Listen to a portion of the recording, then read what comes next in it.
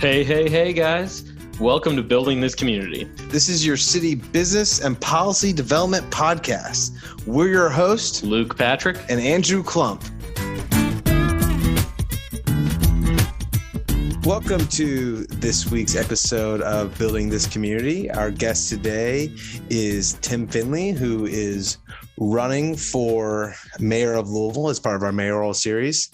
He is a native Louisvillian, attended JCPS and then seminary. He also served as the faith-based liaison for Metro Louisville's Government Office of Safe and Healthy Neighborhoods. And he also was an advisor for Governor Beshear's transition committee. Tim, thanks so much for joining us. How are you?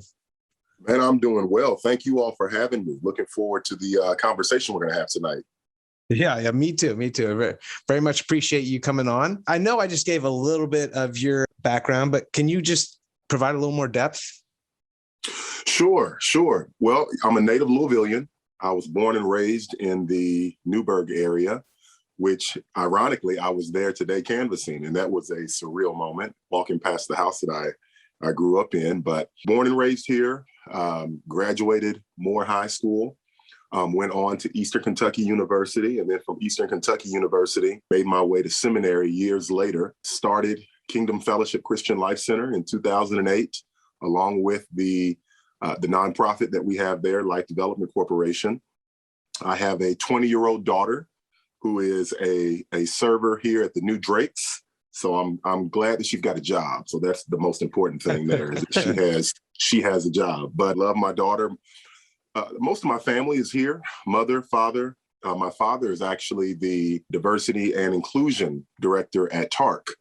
My mother is an associate pastor at the church that I'm blessed to serve in.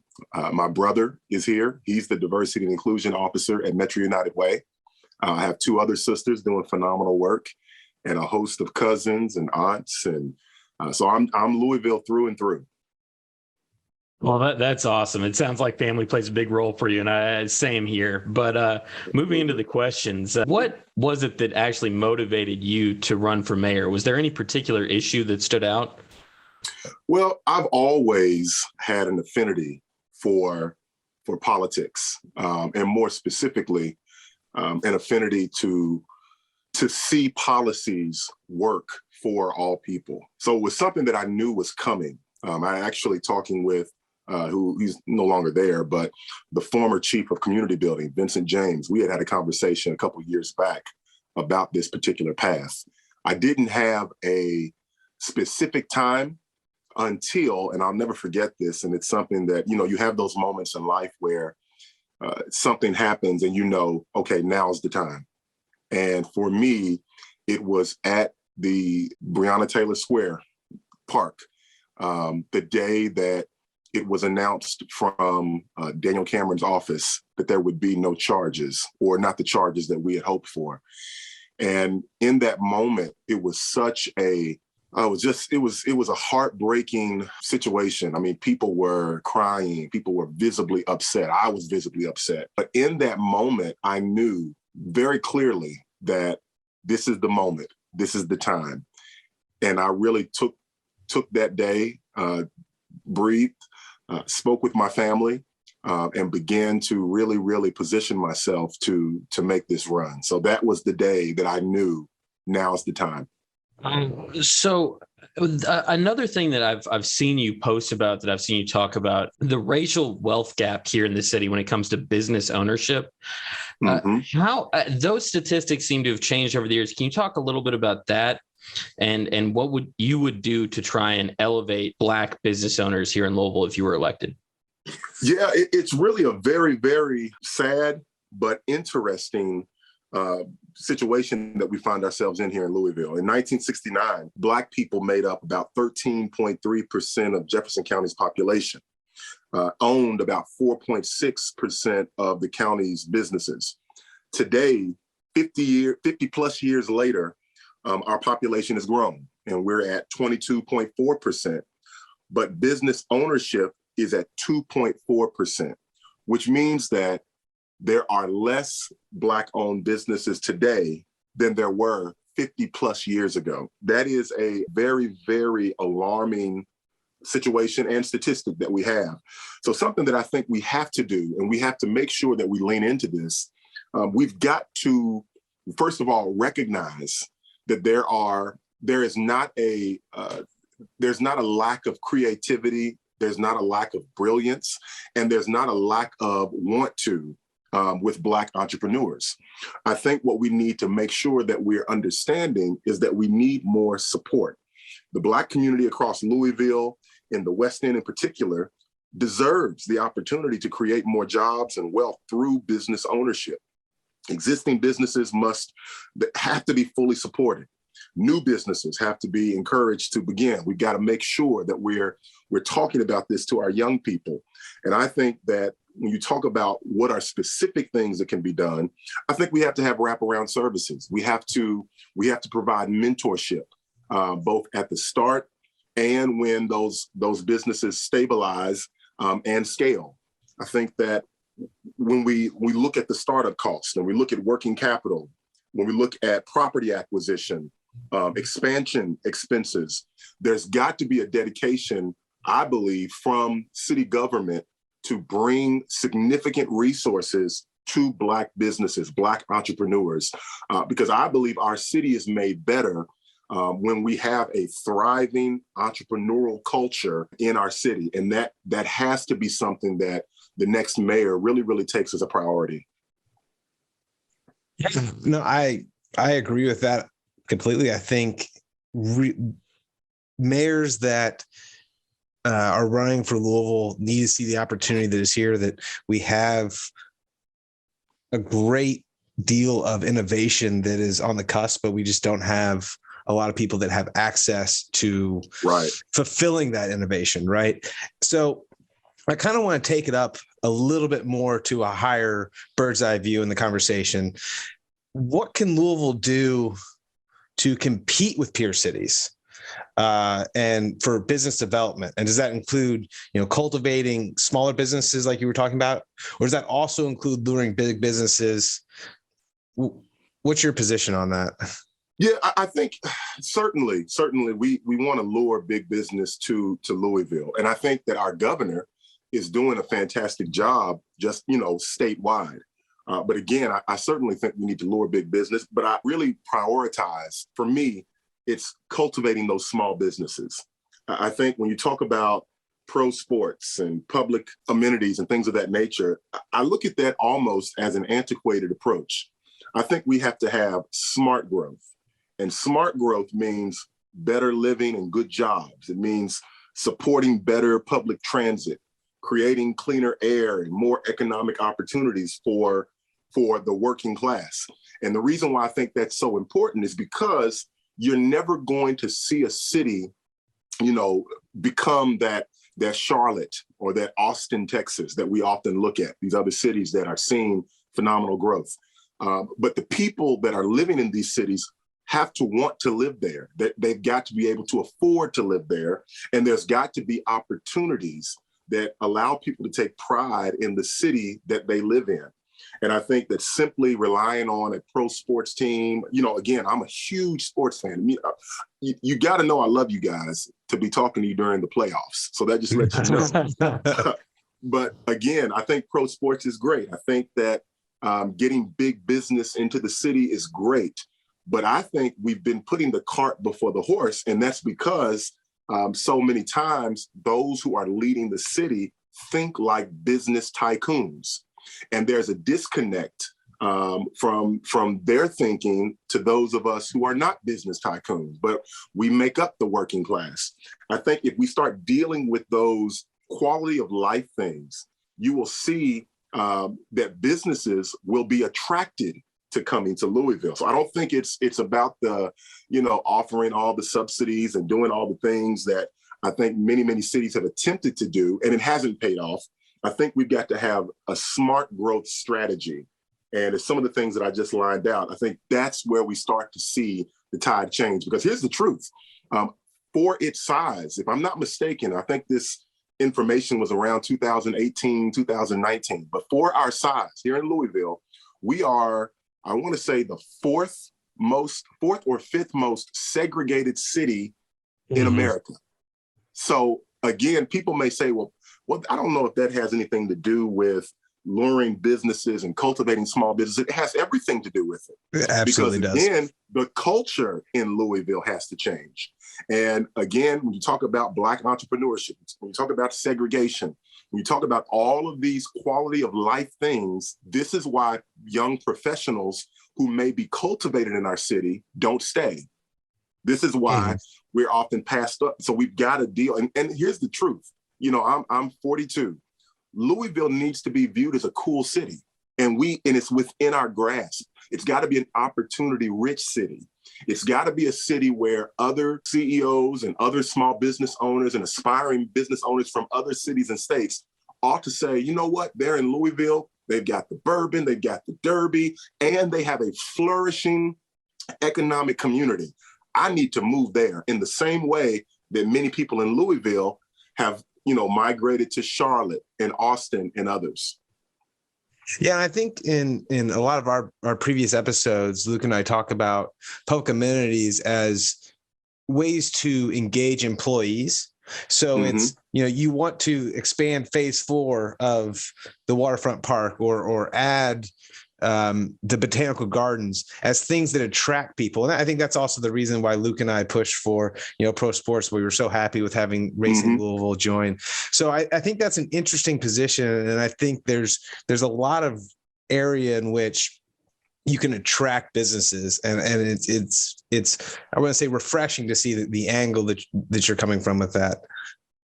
But and I want to make sure I'm clear. I am a huge sports guy. I would love to see a professional team here in Louisville, but I think that there's a different way that we can get to where we want to get to without relying on a sports team to sort of thrust us into that place. That's a really interesting take. And I like hearing from a different perspective as you just laid out. But moving to another part of the city, the other probably most talked about portion of the city, our downtown center. We've seen several businesses leave, and we don't see many people eager to live down there anymore. What do you think it would take to attract people and businesses back to the downtown? And do you think that's even the right strategy? As mayor, what would you do with regards to the downtown? Well, I think, it can't be argued that a progressive and thriving city generally has a vibrant downtown area, certainly. I think that downtown, whether it's tourism, the restaurant industry, you want to have a thriving area, certainly. But again, when you have cities that are pouring so much money into downtown, while certain portions of the city are just trying to get a grocery store, there's some issues there. And I think, again, when you look at where we are as a city and what, sort of what we have access to and what we don't have access to, and that's, whether you are Black, white, brown, doesn't matter. I think there is a different appetite now.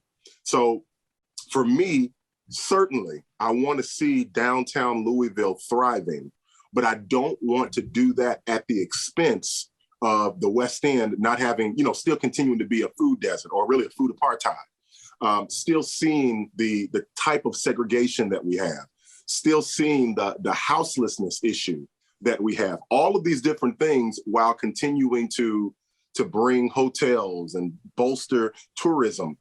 It sort of flies in the face of, what people really need as it relates to quality of life. So it's just, again, I know that may not be the most popular position, but I would say this, many, many people feel the same way, to where they are leaving certain areas and going into these blighted areas, back home to impoverished areas where, again, you're on a street with 4 vacant homes, but yet downtown is getting a brand new hotel. And it's just, those are the kinds of things we've got to do a better job at messaging, a better job of telling the narrative that, okay, we can do this, but we're not doing this at the expense of helping people, if that makes sense. And I think that's kind of the common misconception with a lot of things that what Metro Council and mayors do generally in any city, right? Is a lot of times people think that just because they do one thing, it's at the expense of another. And that's not always the case. More specifically, I know you've talked about, local business development, especially Black-owned business development. But what types of proposals do you have to promote growth in more underserved areas like the west and the south ends of Louisville that maybe could even alleviate inequality while minimizing gentrification? Well, I'll tell you, when you talk about gentrification, I think that's one issue. But I think what I'm seeing more and more is not just gentrification, but it is displacement. I was reading something, I'm preparing to do another interview, and I was reading something that came out September of last year, and it was called Confronting Racism in City Planning and Zoning. It was the Louisville Metro Planning and Design Services, and it took a comprehensive view, a historic view of the planning and zoning and how so many things were done purposely in areas like the West End specifically that sort of give us what we have right now. And there are certain things, I think the guy's name was Henry Bartholomew, something like that, where back in the 1920s and 30s, he had enacted these very, very racist sort of policy and zoning apparatuses that again, it led to redlining. It led to a lack of opportunity. And you say, well, what does it have to do with right now? Because those things still persist to this day. And that's why in 2021, the city is still doing studies on racism in planning and zoning. So what I think has to happen is that we've got to stop simply doing studies and really seek to change, really seek to deal with some of these racist, archaic planning and zoning sort of ordinances that are still on the books that continue to lead to these issues, that continue to keep thriving businesses and all kinds of different opportunities from coming into the West End. I think we also, when you talk about, marginalized communities, in the West End, there's another issue that we don't talk much about. And that is there are a lot of slumlords that have properties in the West End that, again, aren't in the city, aren't in the state, and are literally holding properties hostage. And I think that we've got to do something, figure out something to turn that tide. Our sort of planning and the way that we do codes and regulations in Louisville and all the red tape and the way that funds are allocated, that's a major point of concern. And it's affecting areas like the West End. As a former employee of the city and as a person that's had to go through codes and regulations in building a structure, I know just how difficult it is. It seems, just in certain areas that while there's so much talk about developing in certain areas, it seems as though it is so much red tape and it's so hard to do anything that I've heard and seen so many people just give up and decide they're going to do it somewhere else. And I think that the next mayor coming in cannot wait to sit back and just say, well, it'll fix itself, or kicking that ball down the street. We've got to deal with that immediately.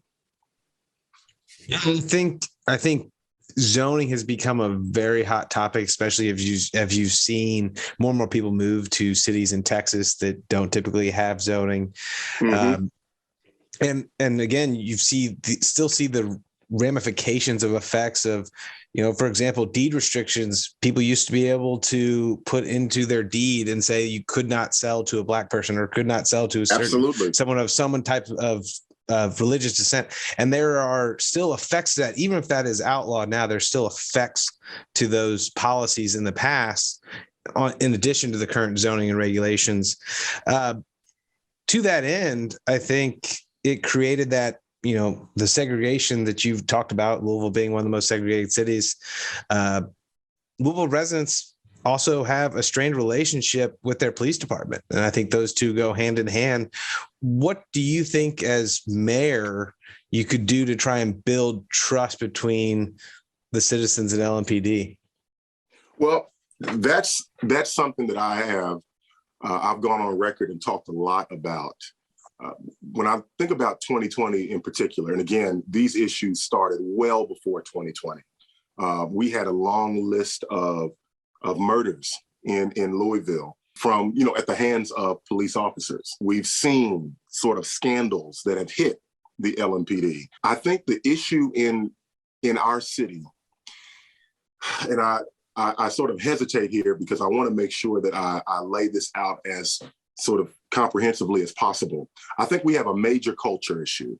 When I think about 2020, there were so many things that could have been done differently, that could have been said differently from our current mayor that I believe would have, at the very least, would have stopped certain days from ever happening.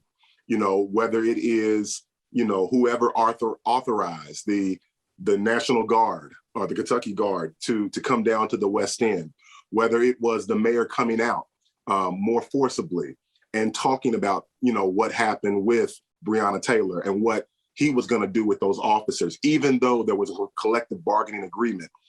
There were still things that could have been done and then dealt with that, as it came.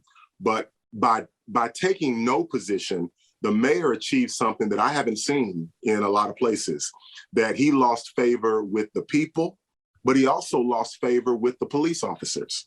And I think if we're going to change the culture of Louisville, we've got to stop doing or making decisions that lack any kind of situational awareness. For instance, when I was contacted by a particular journalist asking my opinion on a hire they were going to be making on the next day, the new police chief. And I said, well, I hadn't heard anything. I heard some rumblings, but what do who are they thinking about? And she said, Erica Shields from Georgia, from Atlanta. And I literally, this person will tell you this, I started laughing because I thought, oh no, they're not going to do that. There's no way, given the situation that she's dealing with there or coming out of, that we would make that kind of decision just, where the community is not involved. And sure enough, we made that decision was made by the mayor and the panel that he had put together. Those kinds of things, in progressive cities, at least you see a sense of transparency, and you see okay, we've started with this many candidates, and now we're dwindling that list to this many, and then this, and you're walking people through that. That's where I think the greatest failure has been, and that has really, really impacted even when you talk about the morale of police. Now, with that to the side, when you talk about within LMPD, I think that we've got to deal with the lack of training. We've got to deal with aggressive policing practices. We've got to deal with the absence of transparency. We've got to deal with all of these things that have eroded public trust. And we've got to make sure that in our dealing with the community, and I'm talking about even as a mayor, whether it's at press conferences, whether it is getting out in front of things, we've got to lead. And that's where I think we've missed the boat. And we've got to make sure the community understands that, I for one, I'm not looking to abolish the police. I think that police is needed. But I do think that if you're going to see the perspective around police change or the opinion of police change, then we've got to be way more transparent and way more succinct in how we lay things out. And we can't become the city or the leaders that say all the right things, but then never really do anything when there is an outcry. So I think that's where there needs to be some very, very, very sort of honest and important dialogue that's happening and continues to happen. And I think the community needs to be brought to the table in many ways, and that can happen in many ways, so that we can see that relationship begin to be repaired. I don't think you could hit the nail more directly on the head when it comes to the transparency and community involvement. And I think those are things that people have been asking for. I think they're kind of common sense. And as much as we've seen some pushback, I just think whatever the next mayor can do to try and rebuild that trust would be great. But Andrew, can I add this to that point? Because this is very important.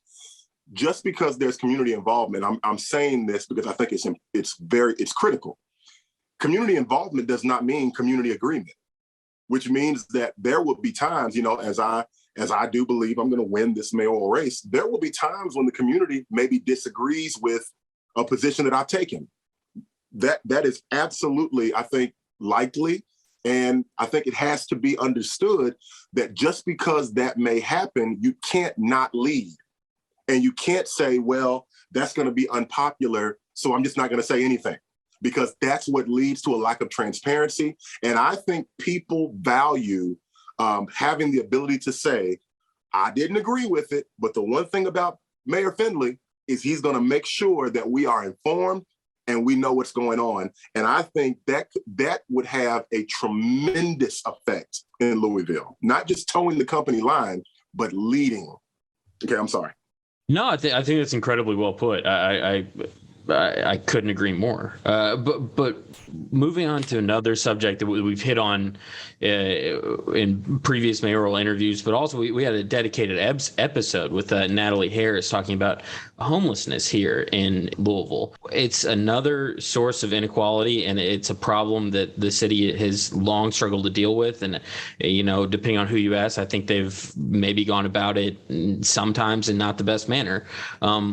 What would your plan be for addressing houselessness here in the city? Is it something you thought about?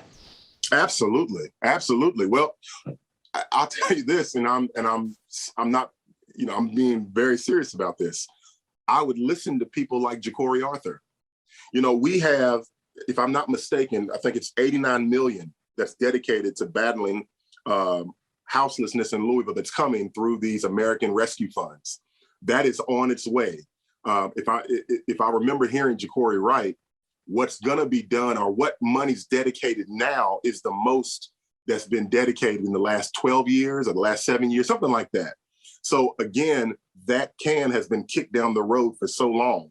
And we see when you have change agents like Ja'Cory Arthur and others who are in seated positions and can help spearhead policy and legislation and programs, that's what we need in Louisville. We need to unleash brilliant people to do, what they do in terms of, whether it's houselessness, affordable housing, whatever the case may be. So again, the next mayor that's coming in, they're going to sort of inherit what's already been sort of spearheaded and directed towards this particular issue. Now, the next 4 years and maybe the next 8 years, it's going to be imperative that the next mayor continue the fight against houselessness. So it cannot be that person come in and say, all right, well, we put that ARP money in place. Now I'm going to take my eyes off of that, take my foot off that gas, and get behind something else that, where I ignore the issue and it becomes another issue in the next 4 or 5 years. I want to make sure that these sort of very, very important things that are happening now continue to happen, and we build on it and we add to it. And I want to make sure that there are people around me that are also as passionate about seeing our city lifted. And then another part of this is very important. This issue could have been addressed before now, but we have such a deteriorating, and maybe deteriorating is not even the right word, it's already dead, relationship between the mayor and the city council, where there is just major communication issues. And a lot of people may not know, but it's very hard to manage a city where you depend on the city council to get things passed and to get these things to the city council when the mayor's office is not communicating with city council. I know this because, again, working with this mayor in this office, but also when I first announced that I was going to run, one of the things that I did was I called through many of the city council members and just talked to them about what they wanted to see and what advice they had. And almost every one said, if the next mayor coming in does not have better communication with us, we are not going to progress as a city. And that's a major, major statement. So that's something that when you talk about houselessness and a plethora of other issues, communication is critical. Well, and to your point, I know in I'm on the city council of Audubon Park, and the way that the Kentucky statutes read is that it really is, whether it's Audubon Park, whether it's the city of Louisville, the mayors really have a lot of control of what occurs in those cities. The councils can create legislation, and that is important, but the mayors drive the budget. They drive the enforcement. They drive so much of the action when it comes to what actually occurs, including the legislation. They play a role in the legislation as well. Yes, so it is good to hear from you. Like I've been through the experience myself where I hear, or I've dealt with mayors that maybe don't communicate, want to drive the ship themselves, and then others that are overly involving the council to the point to where sometimes it's like, okay, we agree, let's move on. Like, but it's to the point to where it's giving them too much communication, too much information. But I'm glad to hear you're leaning towards the latter. And when you think about housing, you think about the houselessness issue that, we're going to be dealing with here very, very soon, or they're already dealing with, rather. When you talk about housing, that's an immediate intervention measure that can be used to help deter violence across the city. Those are, I think, when people talk about public safety, the first thing we go to is add more police, pay more police. And I think we do need to pay police better. I'm sure we need to do that. I'm sure that we need to add more police, especially police of color. But I also think when you talk about housing, when you think about all of these different things, even as it relates to pre-K, I know I'm getting ahead of myself. Those are also intervention measures that deter violence across the city. And I think if people started to see that all of these things as connected, I think then we could really, really get some things done. So that's sort of my focus, is to create the narrative and to show people that all of these things are interconnected. And we've got to have, again, here's the word, leadership that is able to communicate, that's able to be transparent, that has integrity, but also is not stuck in this archaic way of running a city. What do you think of, and this is something that I've really been in favor of for a long time, and Metro Council is now starting to look at, which is the kind of what I always call a de-escalation task force, where they're talking about having social workers go to, nonviolent situations. What do you think about having like a separate entity besides just a standard police force? Yeah, absolutely. I'm very much for it. I think that when it comes to change in sort of representation, when it comes to dealing with implicit and, explicit bias and all these different things within the police culture, it's all very important. But I also think that our police are often put in positions they don't need to be put in. So if someone is having a mental health crisis, I don't think the police have to be called to that. I think that we need to have well-trained, which we have, but we need to have well-trained folks that know how to intervene in these kinds of crises, and they can be first responders. There can be these different tactics, so we're not putting police. Because another issue, and I've had conversation with police. I had conversation with police during the uprising in 2020, was having conversation with many of them. And many felt that they were just being stretched so thin with already dwindling numbers, and they were being put into positions that they really didn't feel trained to deal with. And then you put on top of that, you have police officers who are not culturally competent, which means that if I'm, grew up in the East End and I'm a former soldier and I went over to Afghanistan and I've got a certain way of looking at life, and then I'm positioned down in the West End, and I don't realize and understand the level of poverty that some people are dealing with, and I don't understand mental health issues. Well, I haven't been trained in de-escalation tactics. Well, that is a combustible, almost perfect storm for a tragedy to happen when it doesn't have to.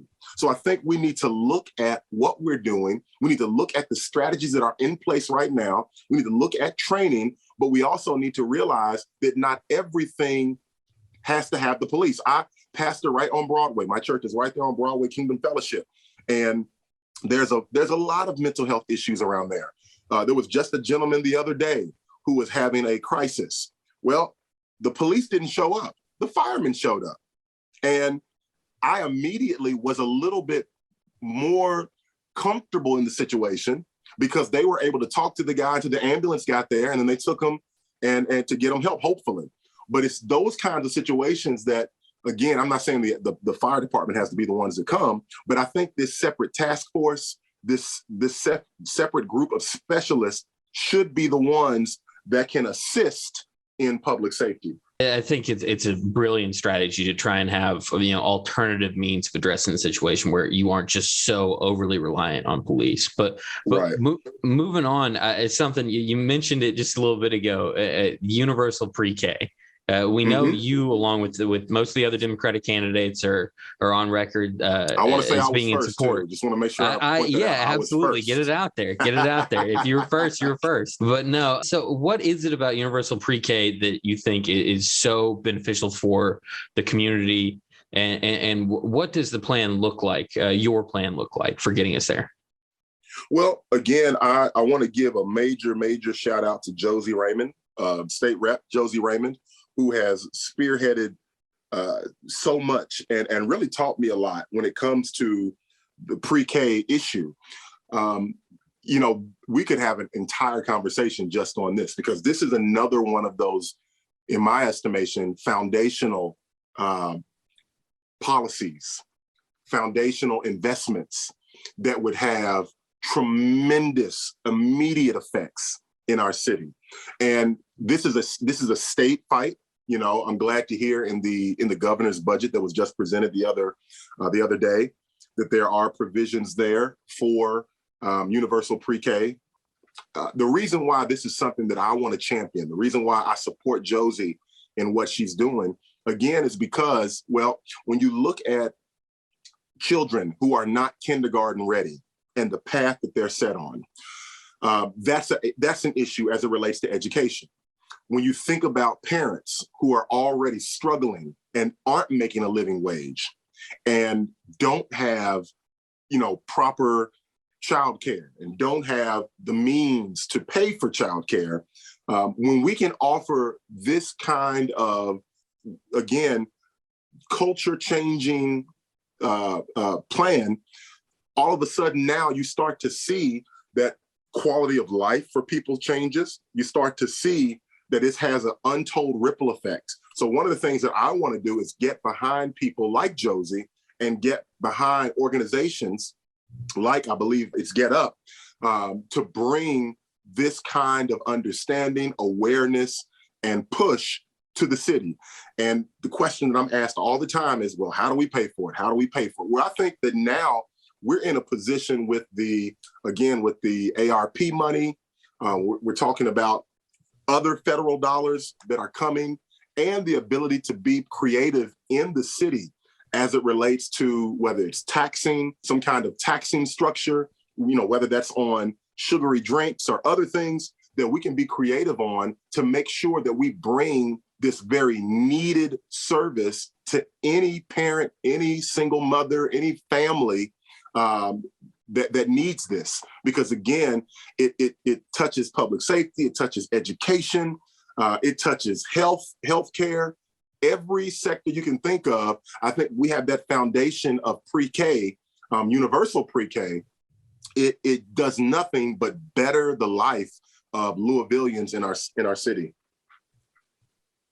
Yeah, I think that makes a lot of sense, and I think that achievement gap. It addresses that achievement gap, which again we don't hear a lot of talk about.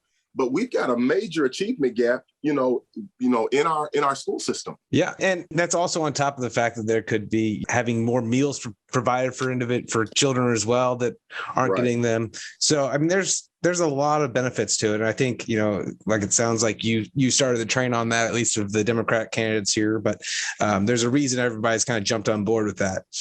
Mm-hmm. What are we've talked about a lot of different areas today. Is there anything else we're missing? Anything else? Any specific policies? Maybe you're looking from other cities or other ideas that you have that you'd like to implement? Well, I'll tell you, there are certainly policies and things that are on the books that I think need to change as it relates to, as I said before, codes and regulations and planning and zoning. But I'll tell you, when I think about change, when I think about how our city is run, one of the things that I want to do, and I want to do this day one, I want to go through the organizational chart in the way that Metro government is structured. I want to deal with departments and find out what people are doing, what departments are doing. I want to look at the difference between this department and this initiative in the city that's already happening, because I think there's a lot of overlap in our city. I think that we have an expansive sort of structure within Metro government that could be simplified. And I think that is really more than anything something that I feel very, very passionately about. There's so many things within Metro government that we need to just look at with a fine-tooth comb, sit down and go through and say, are we wasting here? Are we competing or are we overlapping with another, industry person or an industry that's already in place, is doing wonderful work? What can we do? The second thing I would say is I want to make sure that funds that are supposed to be allocated to community partners, to nonprofits, whether that comes through grants, whatever the case may be, I want to make sure that we are allocating correctly, that we are not simply talking about funds that are available and wraparound services and significant investments in the community, but yet then having so much red tape that those funds never get to where they should go, because there's a lot of that as well. I think that if we can come in and do that immediately, that touches and improves the trajectory of our city immediately. Those are the two things that come to mind that I really, really think need to happen and need to happen fast in Louisville. Well, I love those ideas. I love to hear anybody that's willing to reach out and try and find new policies that are gonna help us grow as a city. But we like to play a little. We've played a game with our previous mayoral interviews. Let's imagine that you win the election, and then now far off into the future, what do you hope your mayoral legacy would be? This young Black man, the first Black mayor in the history of Louisville, came in and immediately began to work on behalf of the people, all people. I want 30, 40, 50 years from now, when I'm in the history books and kids are reading about this, and critical race theory is no longer a cuss word, but it's actually a good thing that people are excited about. When they're reading about me, they say, this mayor came in and again changed the trajectory of the city. He was an unlikely winner that people didn't see coming, but when he came in, it immediately paid dividends. And I believe it's within our grasp, it's within our reach. And I believe that I have that kind of passion for this city, and I know how to get things done. And I'm looking forward to that not just being a far off thought. I'm looking for that to become a reality. Yeah, I think that's very admirable. What do you have, any projects or anything else, obviously your campaign, anything else you'd like to promote? Well, I'll tell you, I've talked about pre-K. I've talked about the different changes that I think need to happen within Metro government. What I really want people to know, and my sort of passion, is for young people. It's for the youth in our city. And I think we've been starved for too long of viable, effective youth programs. I think about people like Dave Christopher and Amped, who does phenomenal work. And he's not the only one. I want the city to really begin to make an investment into youth, arts, not just sports, not just music, but computer technology, so on and so forth. And that's something that I really, really want to see happen. And I want that to be something that when people hear me speak and hear, my platform, that they know he's going to value young people. He's going to value this next generation. I was sharing in another interview that again, something else that it gives me goosebumps to think that first year after winning, being able to schedule a school tour and just go to different area public schools in our city and talk to youth, but also allow them to see what's possible, allow them to hear what's possible, and really begin to turn our city around. Well, that's awesome. I think anybody that has a focus on the next generation, I'm interested to hear what they have to say. Like that's great. But unfortunately, we are wrapping it up. But before we can let you go, we ask all of our guests the same final question. If you had the power to change one policy right now in Louisville, just kind of snap your fingers and make it happen, what would it be? We would have universal pre-K without any hindrance from the state. Absolutely. Love to hear it. Yeah. Well, thanks, Tim. Thanks so much for coming on and talking with us, and good luck on your campaign. Yeah. Thanks for taking Thank you all. Thank you for having me. It was a great interview. Thank you. We'll pick back up with our reaction segment after a word from our sponsor.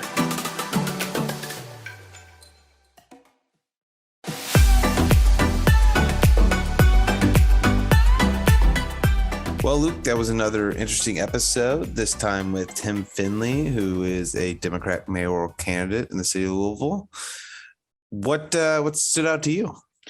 Well, it's been great getting to talk with these mayoral candidates. It's an experience that obviously haven't had before. And it's cool getting to talk to them on the campaign trail and having them kind of flesh out some of their ideas. I think the one that stood out to me, and it's going to be a common theme, with the emphasis on universal pre-K among all of the candidates, but Tim specifically talking about investing in youth and with a real emphasis, on computer tech and arts, like a real well-rounded investment for kids in the city. Yeah, and he definitely made sure to get out that he was the first one to push for pre-K, right? I did like what he was talking about with the arts and the technology. I mean, honestly, it's never a bad sign to be a city that overinvests in the arts.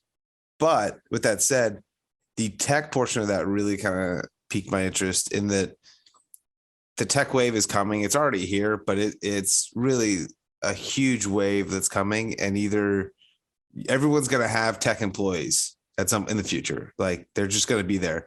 But do you want to ride the wave and stay in front, or do you want to be hit by it and kind of trying to catch up? Yeah, right? You're going to be forward, but do you want to stay ahead of the curve? Yeah, and Kentucky constantly gets knocks for its academic accomplishments. As a state, we often lag behind most other states, which is an unfortunate reality. And I think one of the biggest things to turn that ship around is to invest young. If you can get kids started in academia early, if you can get them interested in technology early, it's going to make all the difference, as they age. Yeah. I think that was a great point by him. The other thing that he talked about that we kind of hit ad nauseum at the beginning was the emphasis on building a great local business economy and making Louisville a great place to live, and using that as the means to attract bigger businesses. So not just doing just pure subsidies and everything to get major corporations here, but really focusing on small business, which a lot of governments don't actually do quite often. So I do think that's the good point of emphasis. Yeah, and being able to kind of engage the local smaller business community. Oftentimes they might not know of grants or potential lending opportunities that may be available to them.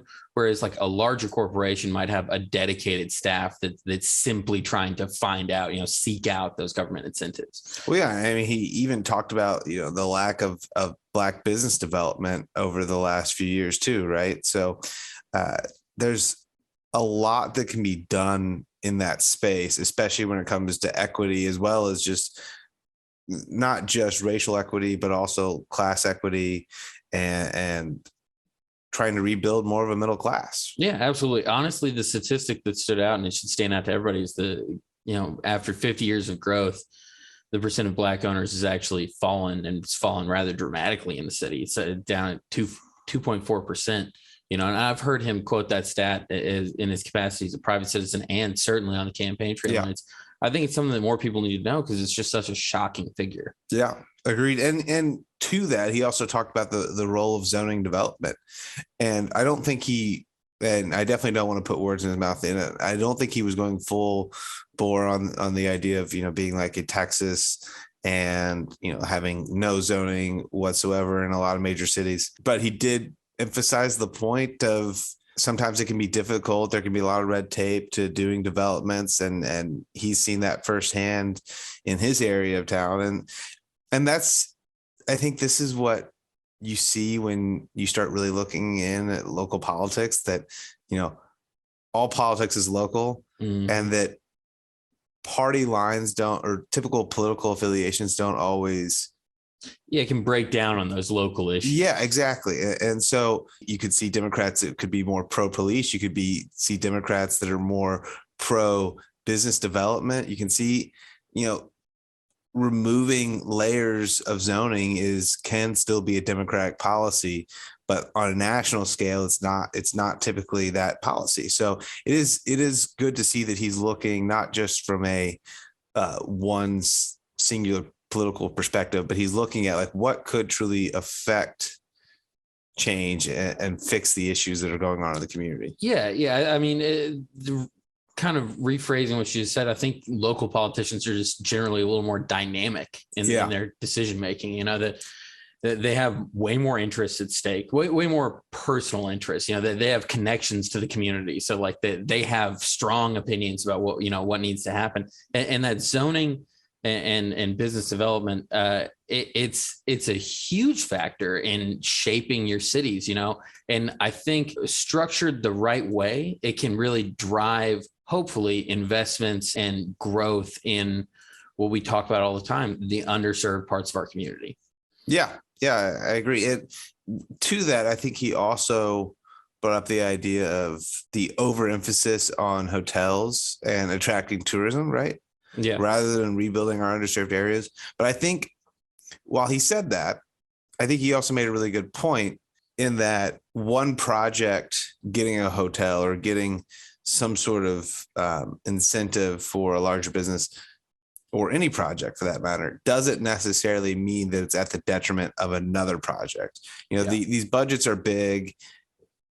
The council and the city can do things separately.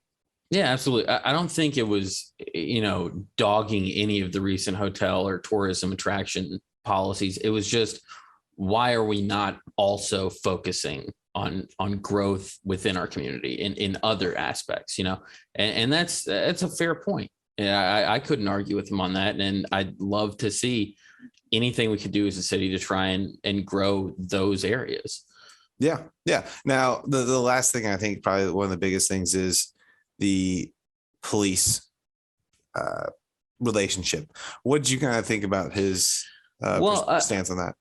He's not alone in that every candidate for office in Louisville has to understand and seems to understand the deterioration that's happened over the last couple of years. It's plain to see anybody that's been on the streets, like you've seen the protests, we're in a horrible relationship right now as a city with our police force. Mm-hmm. And there are a bunch of ideas out there. We talk about, de-escalation task force. I think it's starting to catch on kind of nationwide. It's a movement you're starting to see.